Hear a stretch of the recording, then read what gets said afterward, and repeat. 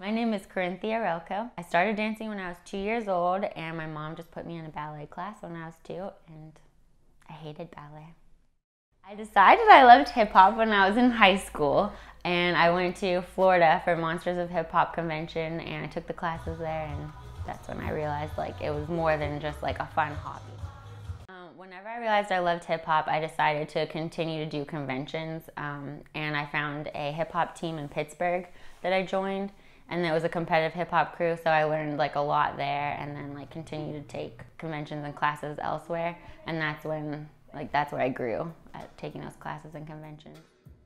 I decided I wanted to open up my own studio also in high school. It was my senior year. I was teaching at another dance studio. I was teaching hip hop for them, and I realized I had a little following of students, and there was a lot more things that I wanted to do with them, and I wanted to take them to competitions and stuff. So instead of having someone over me telling me what I was allowed to do, I decided that I wanted to do it on my own, and that's when we actually just practiced outside of a church parking lot is where we started practicing, and then inside of a gym, and then eventually in my house was the studio, and then in 2013 is when we opened up the actual dance studio building.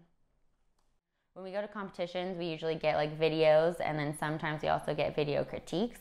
And so I go through and I watch all the videos, and it takes a long time, and I just write down what each person does. So I watch the video one time for each person, and really focus on just that person, writing down all the details and anything that they might have missed, or just being really picky about it. It's an amazing feeling whenever I see one of my students struggling with a move or something for so long, and then they finally overcome the obstacle and they get it. It's just amazing, because one, it's oh, I'm actually doing something right as a teacher, and then also it's just really cool to watch kids or even adults get something they've been working hard for, and it's exciting to them because they see hard work pays off. So my biggest obstacle is living in West Virginia, where there's absolutely no dance outlets for careers.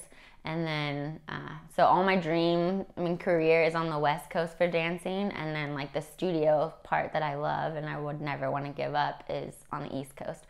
So it's hard to balance that, but I'm figuring out and balancing my time more, doing 6 months there or 3 months there, and then, the remainder of the months here. So just trying to find that balance where I can do both. Biggest advice to a dancer who, wants to keep doing dance as their career is pretty much just don't give up. It is possible, even though we live in West Virginia and it seems that there's no dance outlets here. You can make it happen. You can make opportunities for yourself. That's one reason why I opened up the studio, is because I wanted to dance. So I opened up the studio for dancers my age to have a competition team and things to, give me that opportunity. So just never give up on your dreams, and anything's possible. So my motto is just keep swimming, because there's always going to be people who are doubting you and trying to bring you down, and they just don't believe in you and your dreams. And no matter what, you just got to keep fighting for what you want to do and really just go after them and pursue them, and then people will catch up. They'll see that you're doing things. So just keep swimming.